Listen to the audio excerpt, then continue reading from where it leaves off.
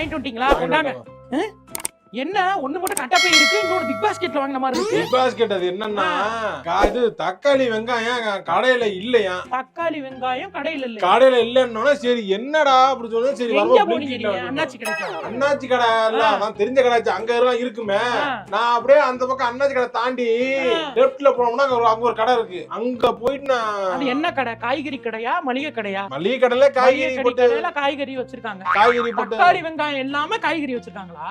அப்படி என்ன கடை? வாங்க போய் பாருங்க. நல்லா இல்ல, இருந்தது நல்லா இல்ல, ஒரு மாதிரி இல்லையா? அண்ணாச்சி கடையில இருக்குமே.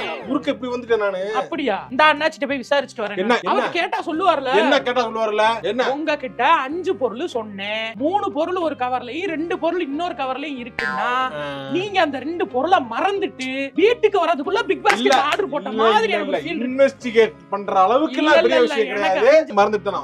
மறந்துட்டேன். அப்புறம் நான் வந்த ஞாபகம் வந்தது, கடனை வெளியே போட்டுட்டு வர வரைக்கும் வீசு வாட்டில் நின்று வாங்கிட்டு உள்ள வரேன். இப்ப